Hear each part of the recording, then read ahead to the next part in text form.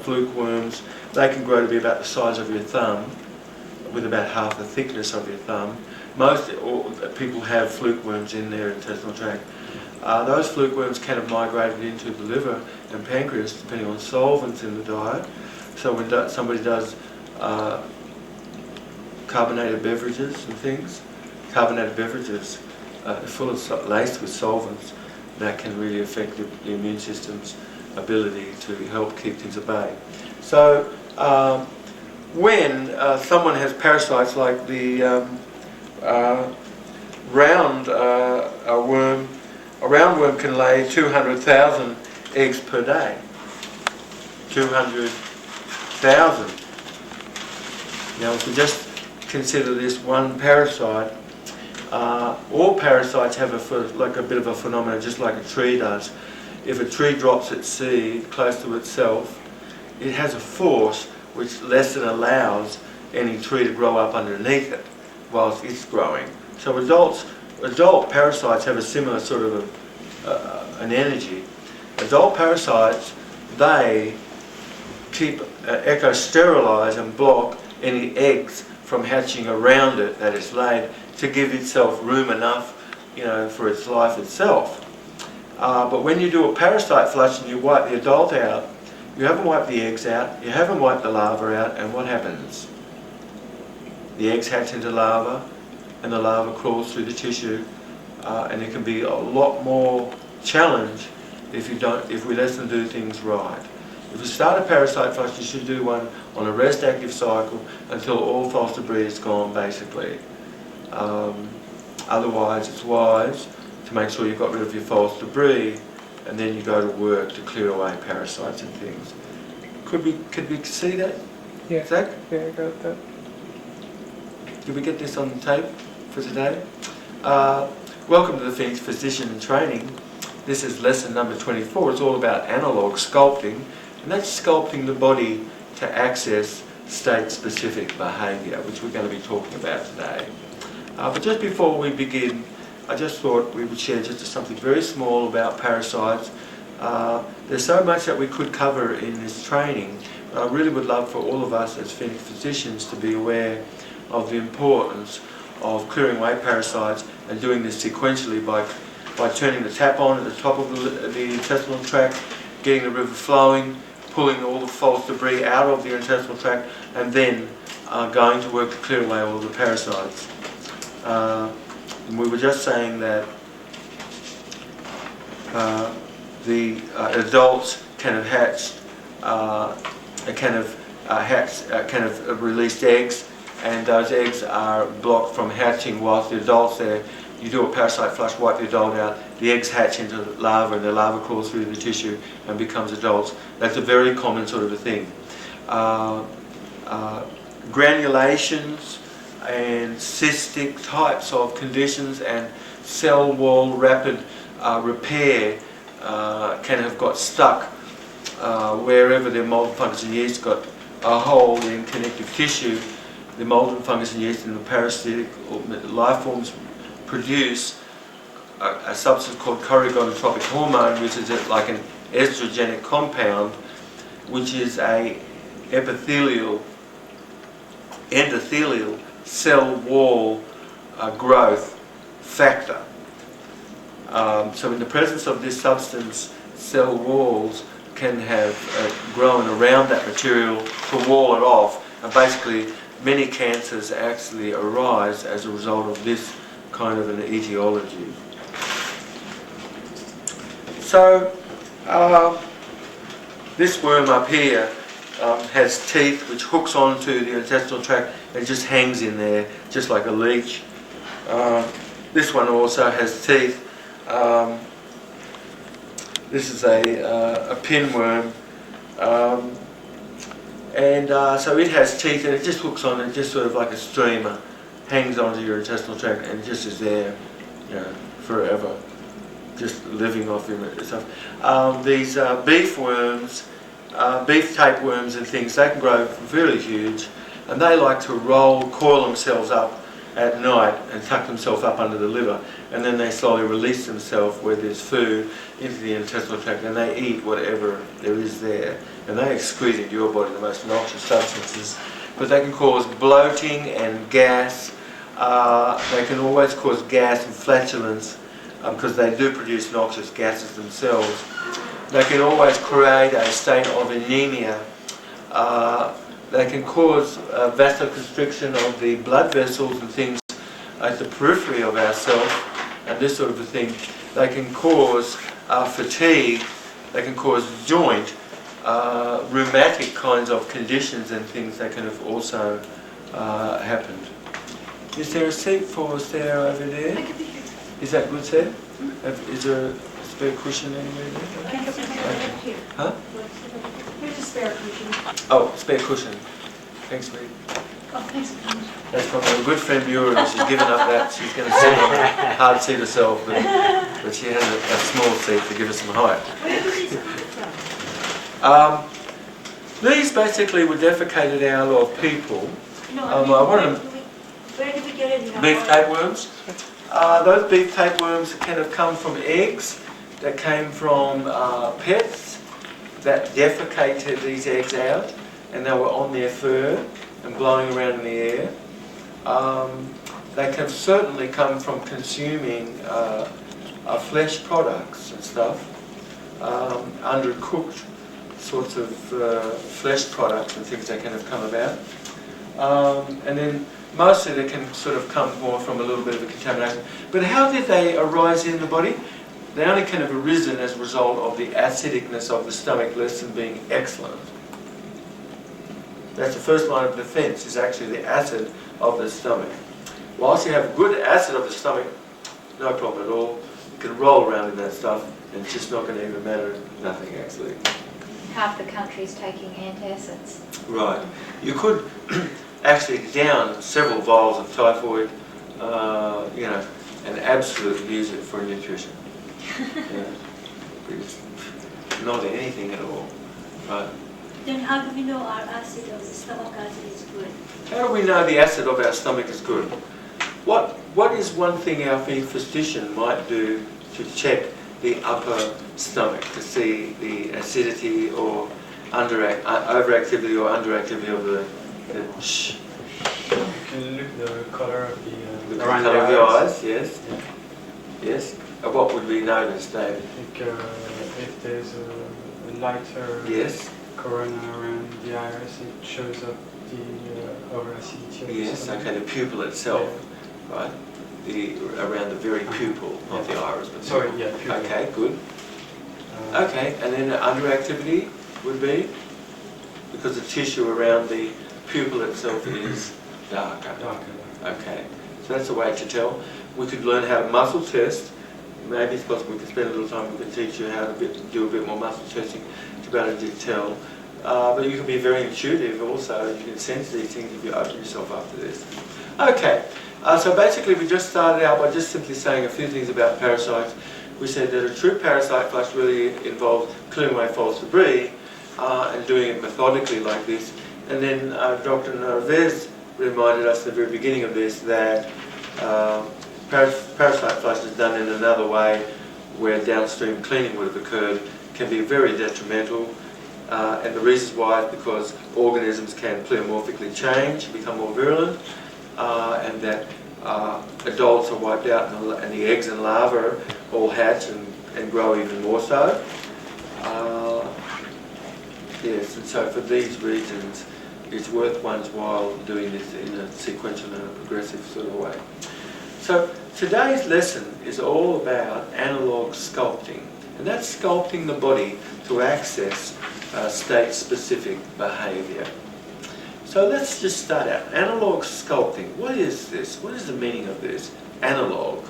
Analog is everything other than dialogue. So that's everything else, isn't it? Our analog, which is the analogical part of our communication, accounts for about 93 or 4% of what's being communicated. The words that are chosen is something, but actually how things are expressed This is analog. And what today's lesson is all about analog sculpting. Sculpting the body to access state-specific behaviour.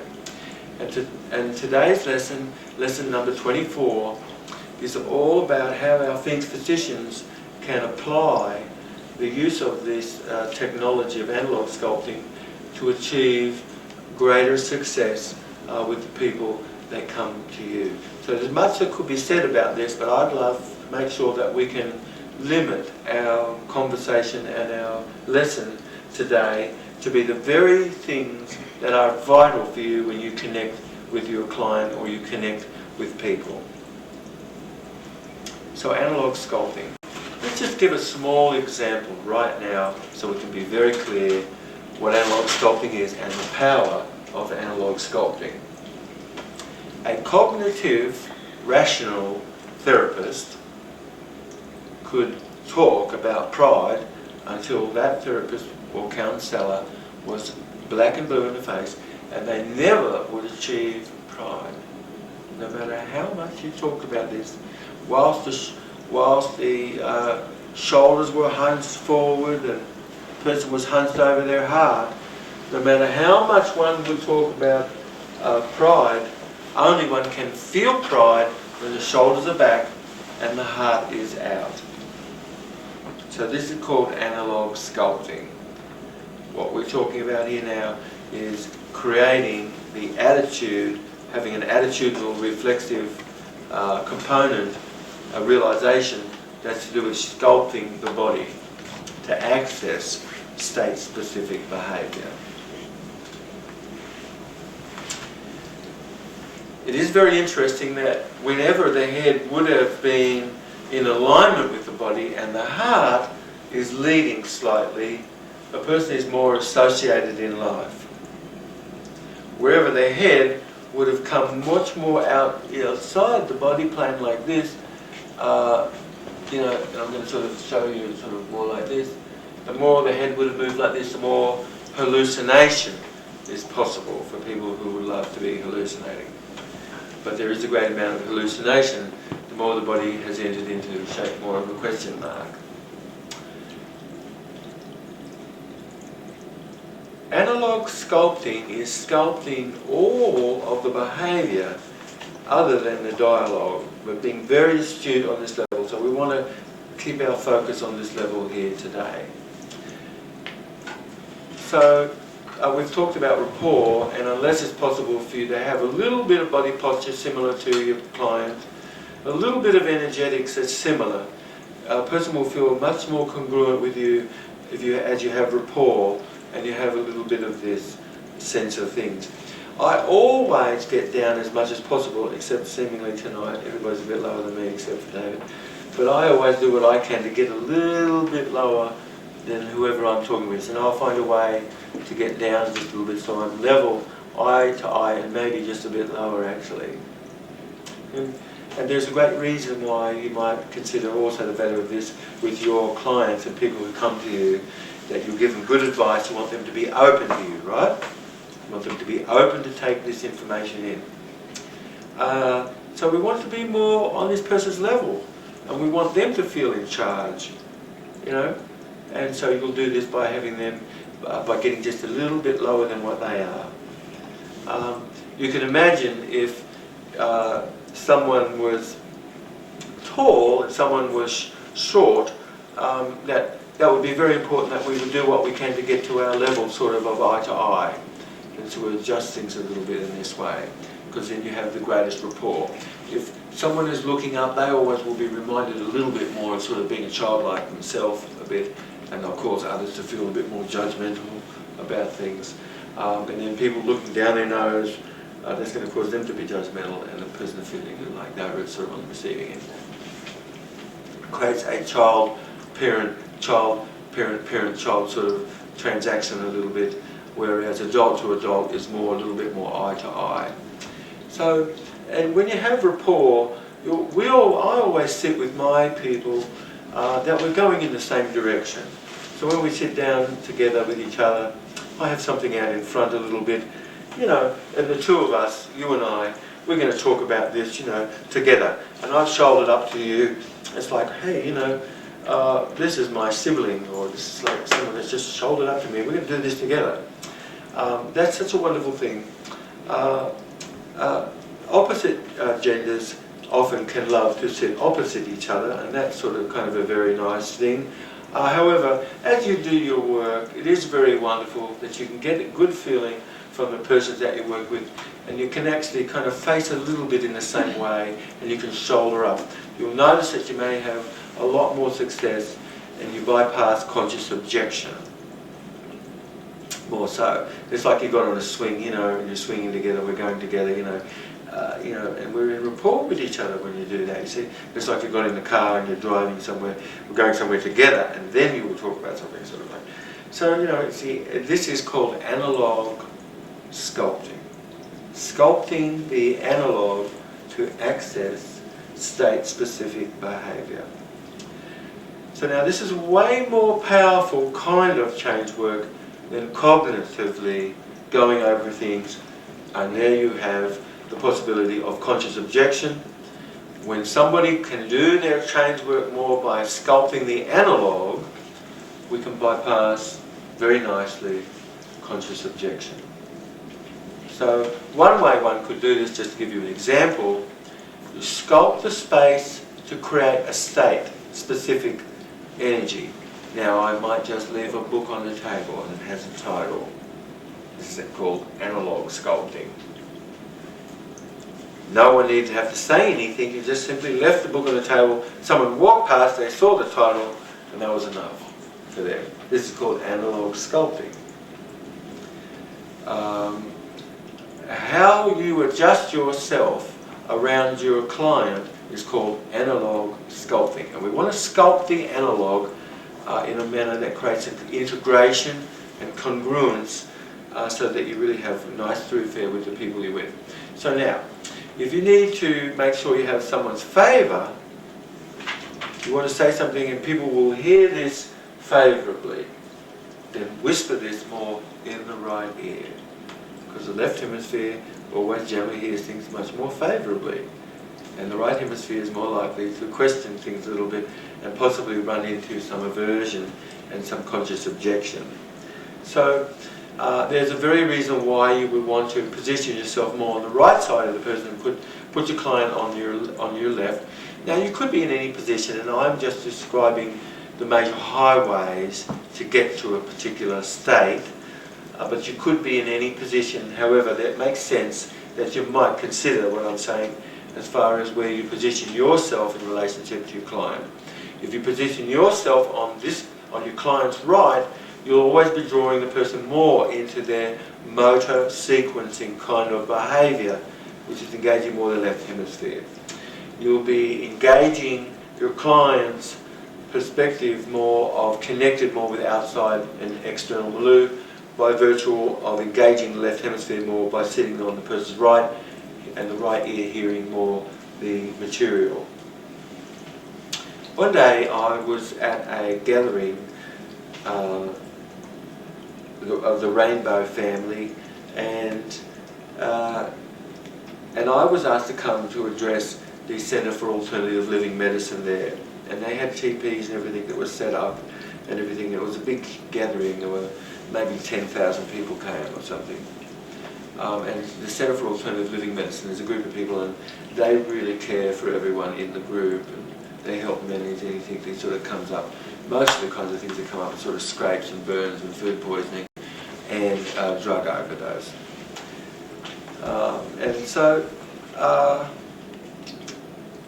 So I had been there for about a day or so, and it was really late at night, maybe about 3 or 4 o'clock in the morning or something, and I was living in this little teepee in this council lodge, and I heard someone say, "Oh yes, happy face," because they all know me as Happy Face. I have no idea my name's Dr. Jubb.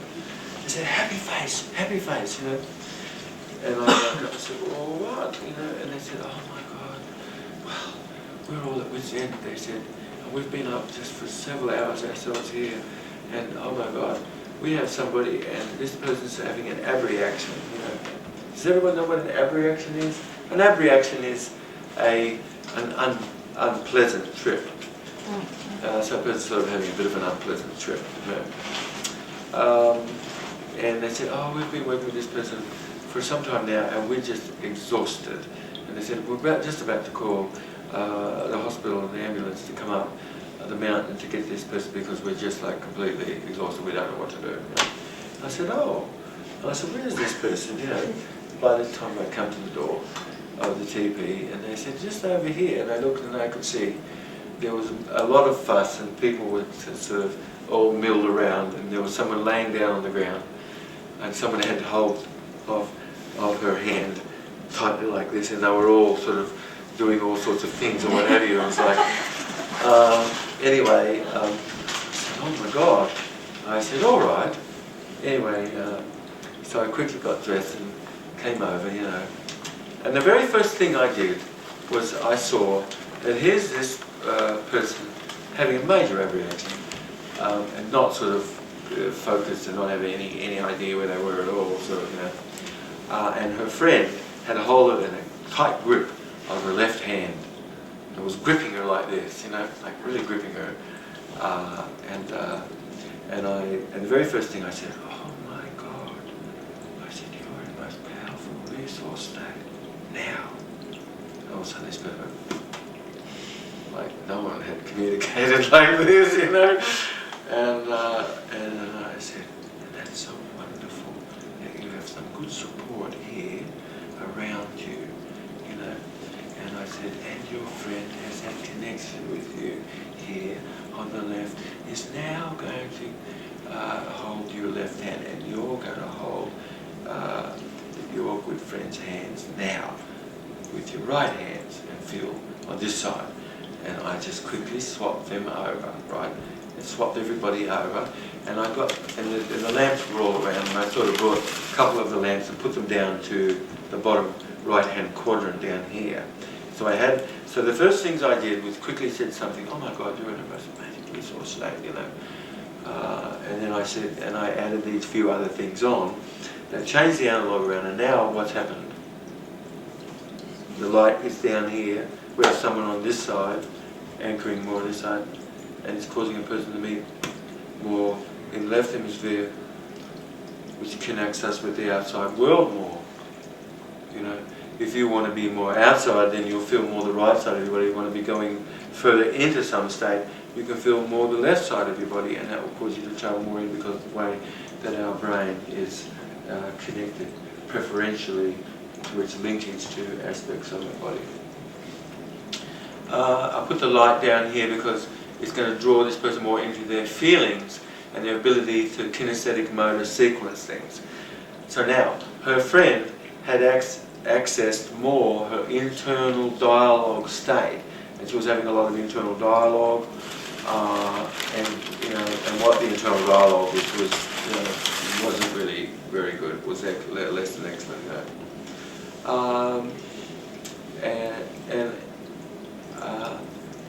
And I said, that's all right that you can relax and that this will pass in a little while, I told her, and that there's some major resource that you'll have as a result when you come back.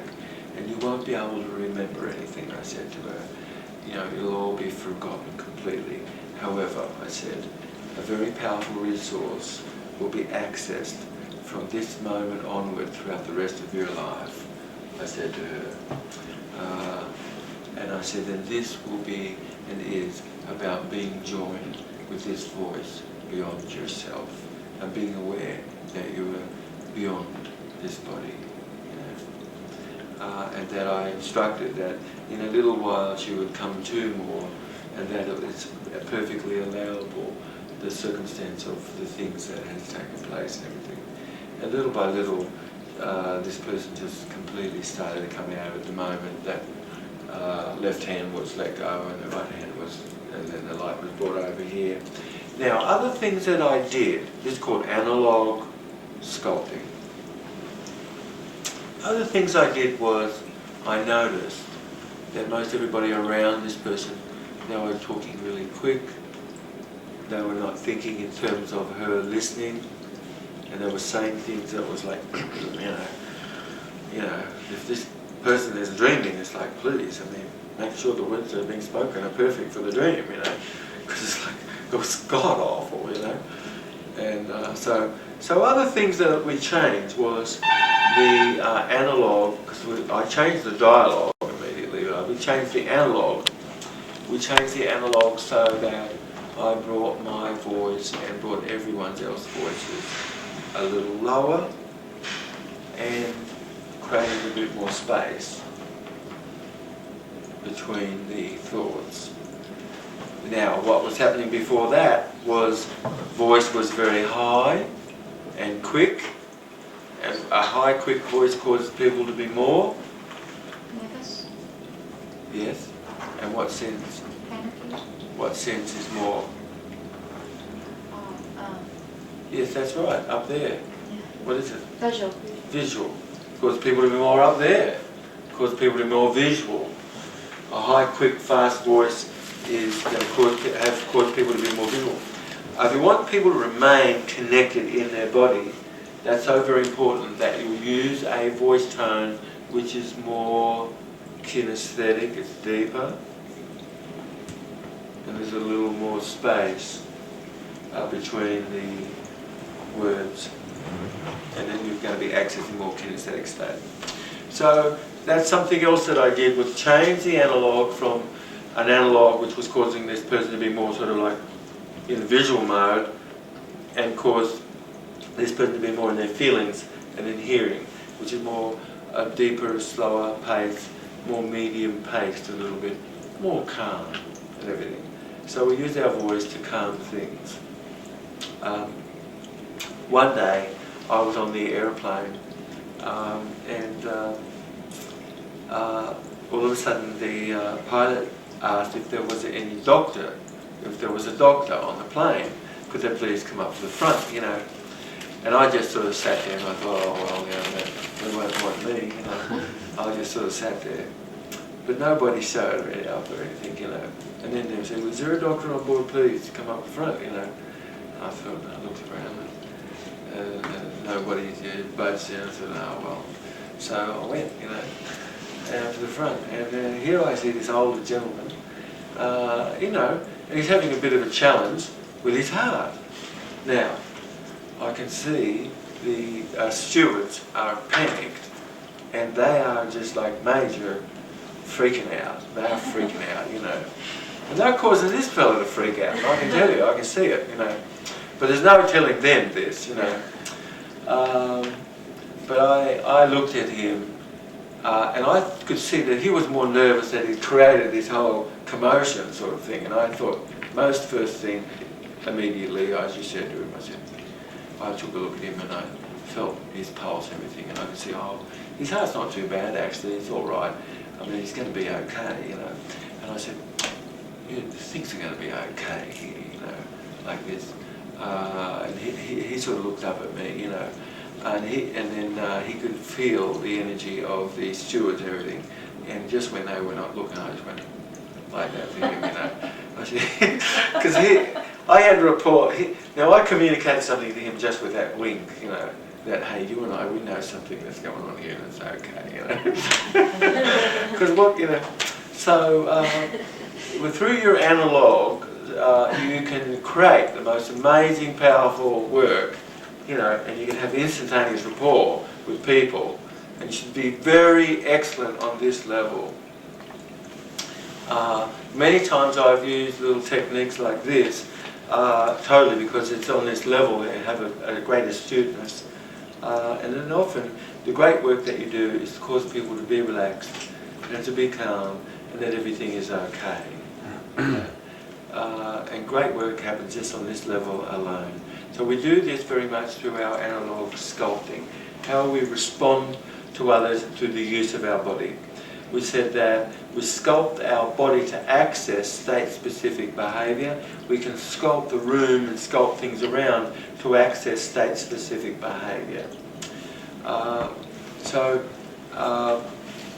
Fool's Crow was one of my very first medicine teachers. And Fool's Crow would have his apprentices that went out to do a vision quest and he did some work with them, and he could predict what kinds of dreams the person would have. Certainly some of the dreams they would have he would predict, because he did things through the analogue of setting things up that would come to be in the days this person was in this meditation, through analogue sculpting. All of the medicine people of the Native Americas would create change, and all of them were skilled and versed in being able to shape things for effect. They would change the beat, they would bring colour in, they would costume, they would actually cause people to be gathered in a specific sort of a way. They would create sounds for the various effects they had on the body, and they would act things out and make puppets, and they would make things crafting-wise to represent certain things, you see. And this is all called analogue sculpting. They would create a medicine wheel, and they would say, did you know that if you would love to be reminded of some great teachings in this medicine wheel, whenever you're reminded of North, you can always have a feeling inside of being orientated around wisdom. Wisdom is control of one's appetite, and this is what the natives taught. Wisdom all relates to a control of our appetite for all of the sensory sorts of things. So when they would face North, they just would be reminded of this in the medicine wheel, that of North they were reminded of wisdom and what this related to in their day, in their moment. This is called analogue sculpting. They would place a colour that would represent the various directions of the medicine wheel. The east was a symbol, yellow, they always used yellow, and in this family that I've schooled in, which is ancient and Toltec, that comes from my teacher who's Creek. In our family, yellow is always symbolic of the east and new beginnings.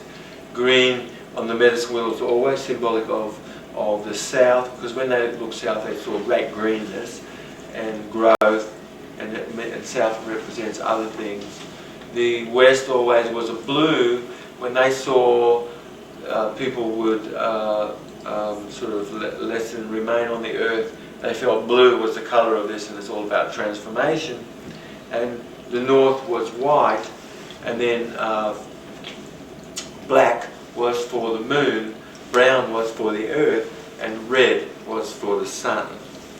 So they used colours in this way, and then when they used the colour, it was a reminder of some state.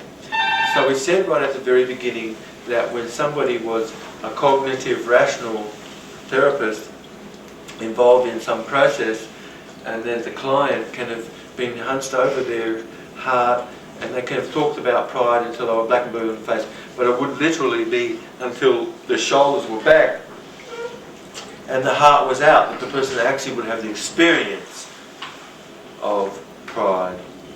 So it's very interesting that studies show that one can access an energy and motion through adopting the posture and the facial expression and this sort of thing of this state. Studies show that as one has this inner smile throughout everything, though anything is discernible necessarily on the outside, one can do everything with a slight inner smile, and it will change everything more to be cool. So there is a place in hell that is reserved for members of this family.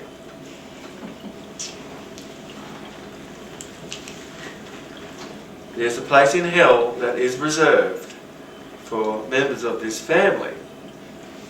And this place is reserved for those people who can keep their cool. In hell. So, and it literally does mean this, because as the brain is cool, the water of ourself is more in a crystalline lattice, and when a person is hot, it loses its crystalline lattice. Also, when people smile, it causes more blood flow to travel to the very center of the brain more, and that causes it to be more cooled. When a person is more doing the opposite and having frowned, that causes the blood to heat. And it is interesting that someone says, "Oh my God, she is so cool-headed," or "Oh my God, she is such a hothead," you know, or "He is such a hothead." Literally, this is a literal expression of physiology. So we change the analog, we change our body position, and we access state-specific behavior more as a result of this. You want someone to be able to have a visual memory of something that's being spoken. Then as you're looking toward me, then I would want to place things more up in your visual field up here. If I'm working with you and I want to make sure that you are learning English by visually imprinting the word in your brain and then spelling from the visual imprint, which English is a very visual language, you have to see the letter P and H in the word phonetic to know how it's spelled. If you're spelling it phonetic, you'd miss the P and the H. English is a very visual language, whereas Russian and Spanish and many of these other great noble languages are more phonetic and they're more easily able to be learned and are less visual, they're more auditory and kinesthetic. Whereas English is a very visual language and one has to actually visualize the words to be able to know how to spell them. So if I was engaging your visual memory as you're looking at me, I'd make cue cards and I'd bring them up to this quadrant here, because that's going to go more to your right hemisphere. This is called analog sculpting. Sculpting all of the behavior other than the dialogue is called analog sculpting. Analog sculpting is getting down to the same level as a person that you're with. Analog sculpting is shouldering more up to a person that you're with.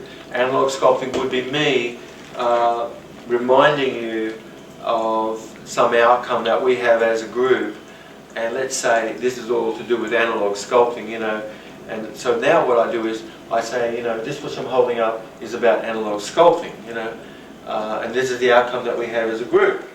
Now I can have a precision model for our meeting and getting things done fast by not having to challenge any irrelevancy. So now when people have meetings, there can often be a lot of stuff that's perfectly irrelevant. And how do you do this in a way that you completely bypass conscious objection to your having raised an issue of relevance? You can always point to your outcome. And by just pointing to the outcome, you again remind everybody, oh that's right, we're talking about analog sculpting here. So this is called analog sculpting. You literally are learning more the usefulness of how you sculpt your body, how you place things in your home for various effect in changing the mood and changing the energy and motion. The idea of noticing something small, you know, and sort of picking just that tiny little bit of lint off the coat is a reminder to someone that you're working with of your sensitivity and your caring about things on this level. Very important. More important than what you say. Much more important. It's much more important, I want you to know this. Because what you said could have been just gobbledygook. But if you're in rapport with the person, they will get this, and anything they didn't get, they will get, my God, because they're there for themselves, and they're there for you. It's like, that's the way it is, and that's the way that you want it to be. You never want to be in a position where all of a sudden you realise, oh, wait a minute, I mean, I'm going to convince you. It's like, you want me to convince you? It's like, oh my God, I'm going to do all this work and you don't have to do anything. It's like, excuse me. You know? Don't be in any position where somebody's going to have you convincing them. No, wait a minute. They would want to be in a mode that they would want to be convinced themselves, and then possibly that you could assist. But the idea that you would be there convincing them is like, whoa, wait a minute. You know, you're on a boat and your boat is perfectly going to remain afloat. But the other person you're giving advice to, they're on a sinking boat incredibly. And only someone that can give them advice is on a boat that's fairly firm. Someone who is trying to give advice and they're also on the boat that's sinking is it's not going to help, I tell you. So make sure you have rapport with your person. Make sure you get down to the same level relatively that this person is. Make sure you soften your voice and you hear how this person languages things. Somebody like a male can have a very boisterous kind of voice and be booming and speaking way past everybody. It's like, God help us, like, wait a minute. You know, and they can have learned that. But now if you spoke like a mouse, that's not going to work with this person. You have to match a little bit. And then it's possible to lead the person to a more excellent, perhaps, way of communicating, which is a bit softer and communicating just to the person who's listening. You know, and the person becomes more aware. You know, have you ever been in the car and somebody's driving and then somebody's just booming everything they're saying? It's like, we should speak just to the person that you're communicating with, just as they hear this clearly, and not past the person, because then the person wants us to go back somewhere else to hear this comfortably, sort of thing, you know.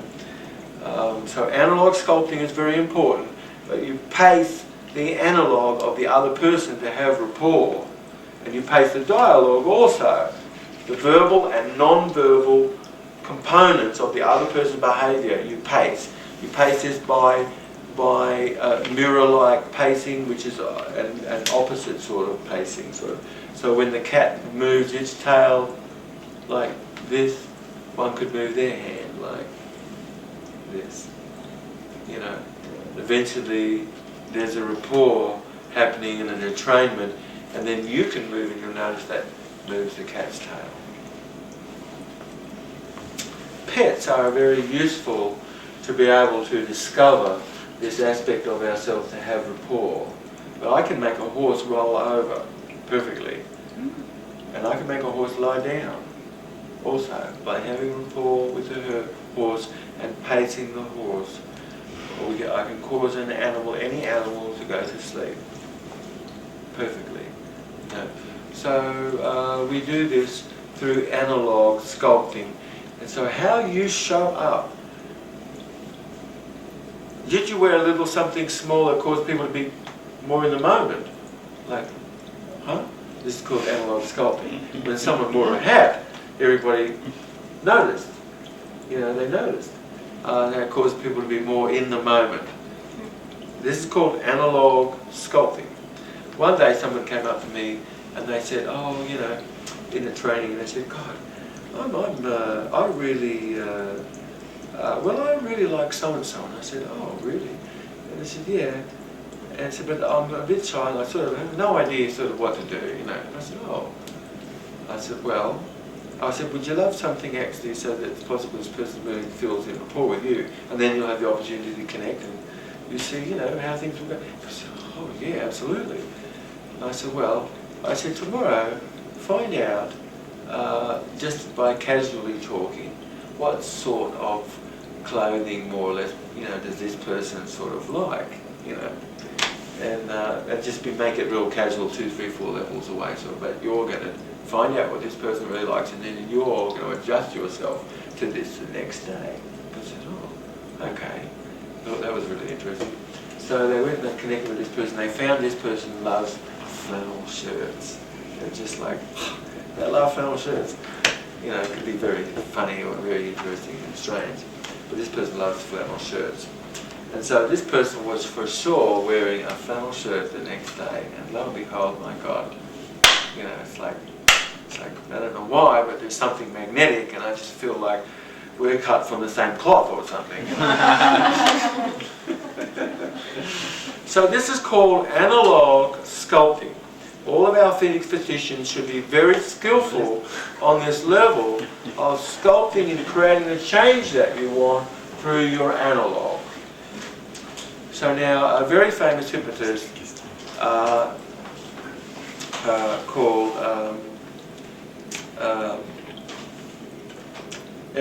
Milton Erickson, was one day at this party, and Milton Erickson towards the end of his life became fairly famous. You know, he was probably one of the most skillful hypnotists, you know, in the country. and great wisdom, unbelievable wisdom, like great change agent, you know. But anyway, sort of towards the end of Ericsson's life, it became fairly well known and was invited to sort of various sorts of circles and this sort of thing. And one day found himself in a receiving line for this very famous person who was receiving people at the end of the party and thanking them all for coming and that sort of thing, you know. And so everybody was sort of just sort of going past this receiving line, and Ericsson was in the line, was just about ready for his turn to be received by this fairly famous person. And he turned to the person the couple of people beside him, and sort of nudged them and said, "What's this?" He said, "Listen to this." He said, you know, and it was just about time, and then he said, "Oh, thank you very much. It was just the most amazing crocodile, and it was a really, really wonderful alligator. And thank you very much." You know, and he said, "Oh, yes, it was very much fun." Like this and that, sort of like this. And then the couple that heard this, they were just like laughing hysterically, you know. Now, Ericsson did this in a way that was with perfect rapport, just like everybody else, but he just changed the words around a little bit. Sort of, you know, the person didn't skip a beat. I mean, "Oh, yes," because it was much more with the analogue of everything than it was with anything else. Someone could come into the room, you know, and then they're going, you know, like this sort of thing, you know, and without you knowing anything, if you just do a small amount of that, you're going to have rapport with this person. This is called analog sculpting, and you pace so that you'll be able to have opportunity. If you do not pace, then you will not have opportunity. What is this? Opportunity is everything. If you do not have opportunity, you do not have anything. And as a result of having rapport with those people that you connect with, then we have opportunity. Otherwise, we don't really have opportunity. Very powerful what I'm sharing with you. You can have your change work and be helpful and assist whilst you have rapport. Now, only whilst you have rapport. Very powerful and very important. We only can honestly create the change that we would love by having rapport, and we do this primarily through being very skillful at analog sculpting. Sculpting state-specific behaviour for getting some behavioural change. So we brought our voice down perhaps, that's called analog sculpting. We paced where the other person's voice was for a little while, and then we brought our voice down, and we noticed that the person followed. We noticed that when two people sort of at the tea, you know, having a little cup of tea or something, a chai or something in there, and then one person leans in, and the other person leans in, the other person leans back, the other person leans back. And we do this sort of thing other than consciously. But as you want to know that you have rapport, then you pace, and then you lead. And you notice if there's a following. If there's a following in, you know you have rapport. And so rapport happens best as this is happening below consciousness. So the person doesn't become aware that you're doing that, you know. Like as soon as the cat becomes aware, when the cat really doesn't become aware actually, you could actually do that. It's like the cat will feel, my God, I thought I really feel like you know, connected incredibly. So analog sculpting. We talked about having an inner smile. So no matter what's going on, you have this sort of inner smile, and it causes everything to be directed in the experience to be more supportive and more pleasant and more positive and more associated and more congruent. And these are all of the things that we really care about. So analog sculpting is very important. Excuse me. You say that when you smile, you're doing obviously the opposite of frowning, and when you frown, you're creating heat, which melts the lattice, and when you smile, you're being cool, which increases the lattice. But Yes, it doesn't of the blood. it seems kind of opposite, because you would expect when you experience pleasure, you get warm and you get blood flow. No, yes you do. That causes a cooling. And blood constricts and causes heat, that's right. Blood constricts Yes. and causes heat? Yes. Causes congestion and heat. Oh. And blood flow causes cooling. That's right. Yeah. As far as there's the energetic component, constrictions being like film cooling of energy. Yeah, and then it builds heat. We can teach you a meditation where you could melt ice, all day. You could melt a big hole in the ice where you sat, actually, We could dry sheets. We could teach you meditation perfectly to dry sheets, off the body heat. You dry several sheets that were dipped and laid over you over some 5 hours. All the sheets would be dry. Okay. So analog sculpting is sculpting the body to access state-specific behaviour. If you'll sit more on the person's right, you're drawing them into more of their kinesthetic feelings. You adjust your voice tone a little bit to match the person. You slowly bring your voice down a little bit. A softer voice, and it is a more comforting voice. A voice tone which is about the tonal range and tonal band of your own reading tone. So when as I can fit things more into a tonal range, that's your reading tone, how you read information, auditory information, the person's open to receive this. Mostly when they read their own, and they use their own internal dialogue, their own dialogue, and that's mostly when people are open. So you can use that tonal band as a state-specific behaviour to access more open neurology for hearing things that are said. Is this making sense? Okay. So, if someone said something with rapport, they could just about say anything. Most people will agree. They'll say, "Come on over, yeah, sure, there's no problem." Where if you said to someone in a smiling, joking way, "Hey, I'm going to come over, I'm going to break all your windows," everybody says, "Yeah, sure, come on over." Say, what? What? Because most of us are with the analog, you see. We're much more with the analog, and so it's the analog is the true communication, actually. The dialogue is sort of a small component of this. So that's very important to make sure that you're aware that the analogical component of our dialogue and our communication is much more insightful and powerful.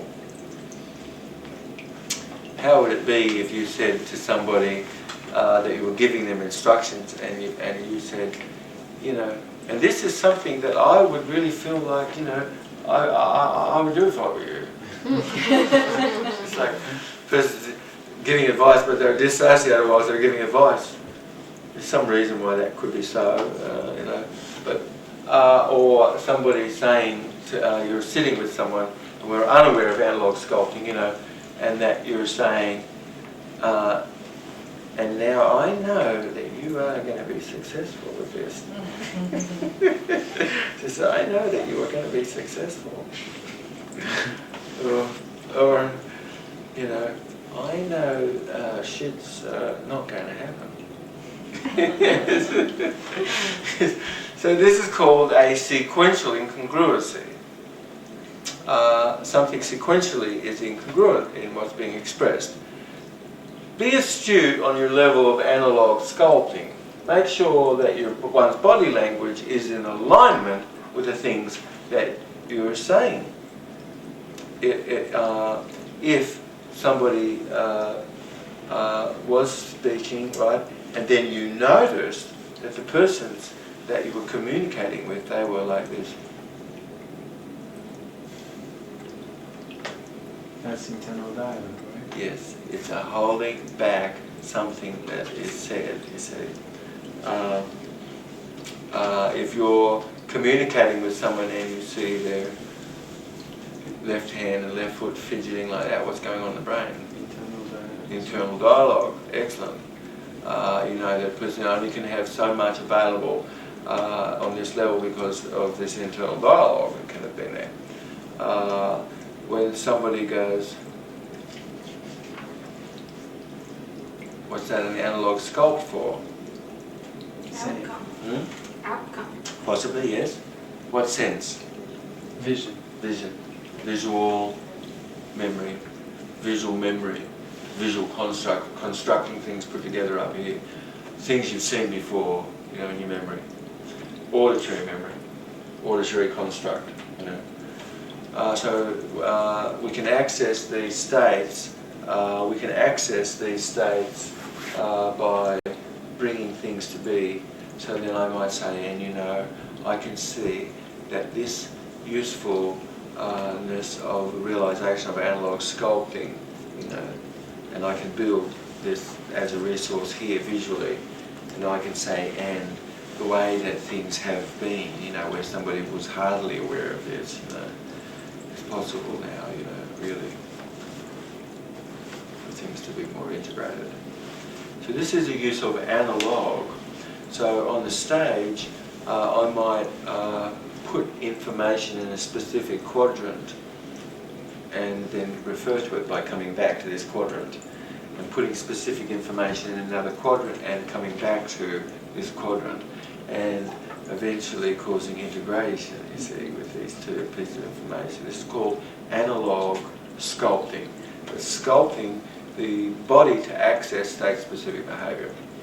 So when I went through my shamanic training, our teacher showed us all sorts of positions and things that we could access with our body to access state-specific behaviour. We were taught how to intensify some state or how to diminish some state, and we were taught how to get into various positions where we could create a specific state. How did we fall asleep? We all learned how we fell asleep. We all learned how we woke up through the use of the body. So this is called analog sculpting. We have some of the finest teachings of its kind on the earth in this area. We have some 40 days of training that's all about this, which is very amazing.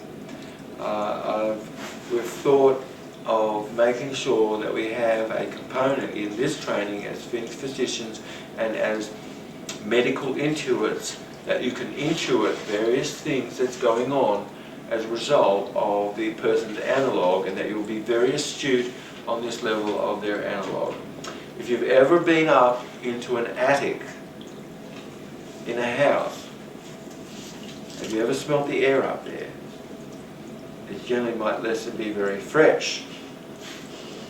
How someone sits, how much of a passage there is for air to pass and all of this to pass and things. This is like the attic.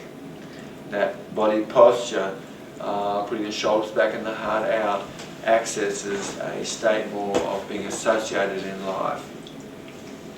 When someone always was leaning on things and leaning and this is more dissociated sorts of states. There's a value for dissociation and a value for associating. When you want someone to have a greater objectivity, then there could be a small dissociation, a body posture of dissociation, which is a leaning away more, and then as somebody becomes more associated, it's like, what? And then the body posture becomes more into the circumstance. So all of these skills are meant to cause us to be more timeless and be more in the timeless present. Neither present nor past nor future, just simply timeless. Being more timeless.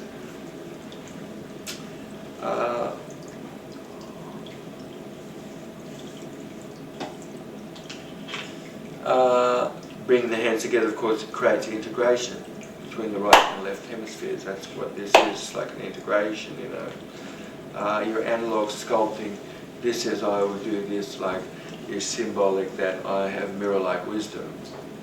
I'm cupping my left receptive hand in front of me here, like I am receptive to you, and my hand with the palm, with the thumb coming into the center of the palm like this, coming down like this, is that I have a mirror-likeness of my ability to show you the way of where you are.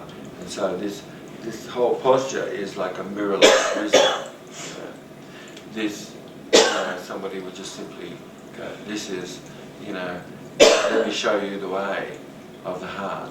Let me come from, as I'm coming from my heart, let me show you the way. That's what this is, you know.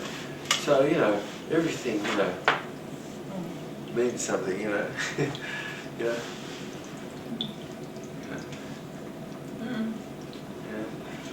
So everything means something. How we use our body to access state-specific behaviour is very important. Your ability to notice and observe and start to become more astute on this level and help people have a healing by your constant attention more to the analogue of things. So I like when we have a meeting with people that those people who are present are aware that it's interesting what they say to the others listening. Because many times somebody could be interested and then they notice them talking, but others maybe just going, you know, what's this to do with them? This is called analog sculpting, that we would observe and notice how it is for everyone that's present, and that things are done in such a way that people feel joined and connected, and this is spiritual.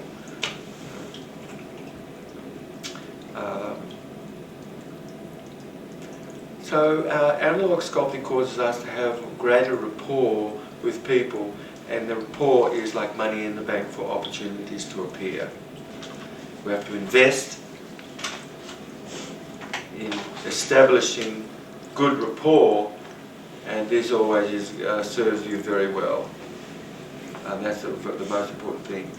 Your analog sculpting really is to access resourcefulness more and whole brain functioning more in the persons that you're with, and the realization that it is through their body posture that they access these states, and that if somebody always was hunched over their heart, they might necessarily be able to feel pride. Someone could only have cried on the left shoulder but not on the right shoulder.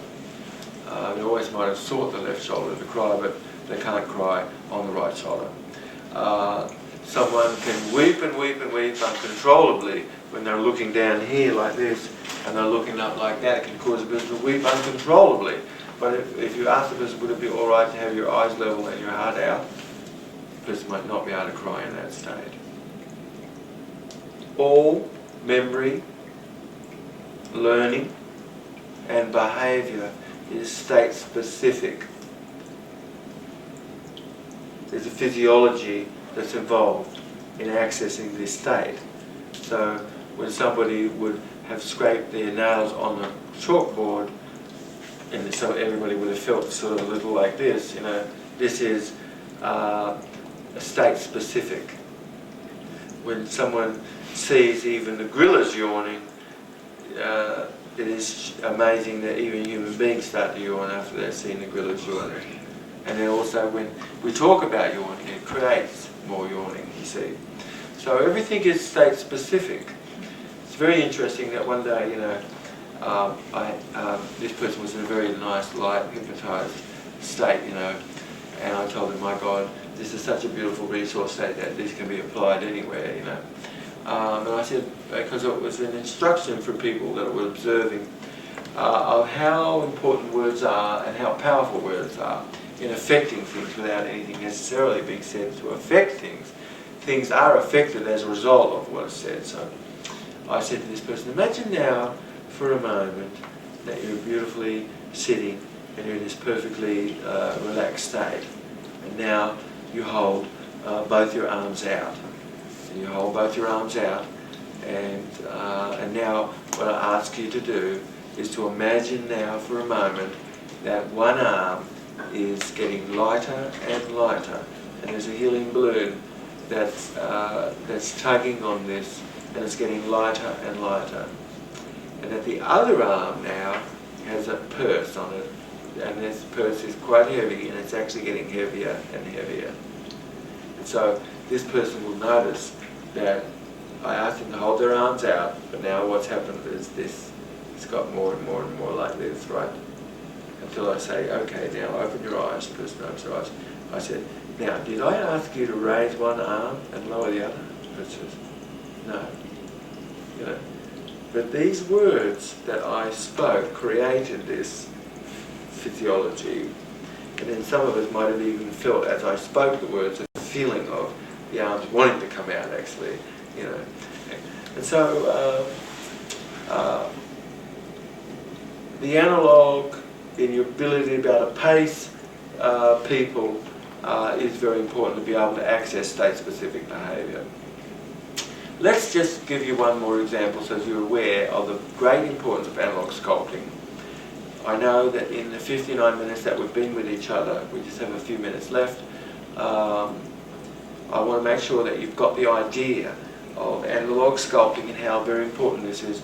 And this is just like analog sculpting 101, but you need to learn 102, 103, 104, and then 202, 203, 204, you know, and get to the place of having great skill on this level.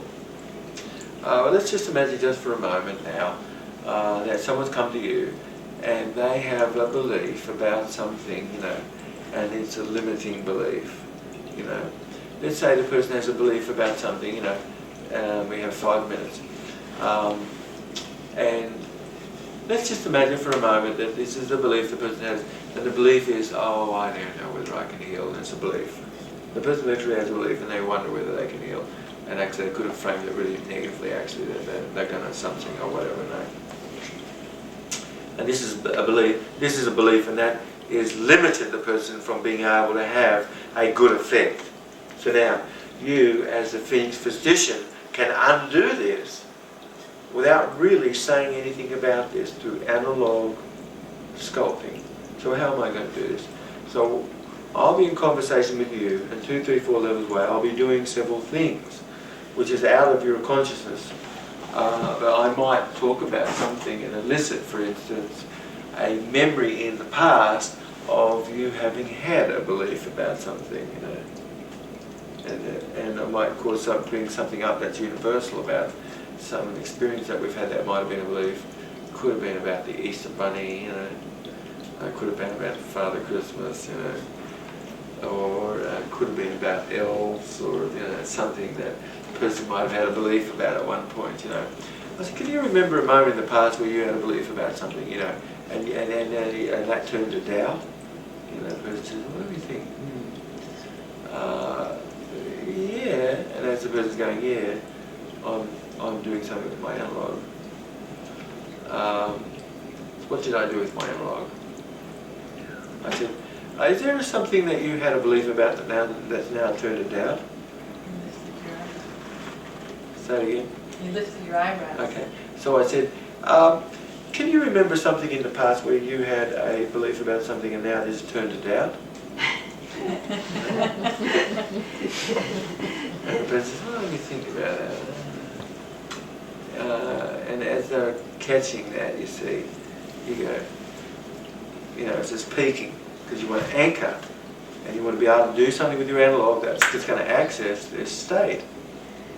And you want to just do that out of consciousness, something very simple that you've chosen to be able to access and anchor this state. This is called getting an anchor for a state. And you want to anchor the state as it's peaking, just before it peaks, you know. The person says, well, yeah, you know, and you raise your eyebrows. You say, so you remember something, you know, in the past which you did have a belief about. You know, raise your eyebrows again like this. You know. This is, yeah. As you mean to say, you had a belief and now that's turned to doubt. You know, this is, yeah.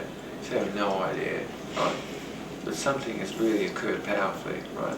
Because all you need to do is to go, you know that, you know, thought that you've had about your ability, you know, to be able to heal, you know? And you're wondering, actually, you thought that you couldn't heal.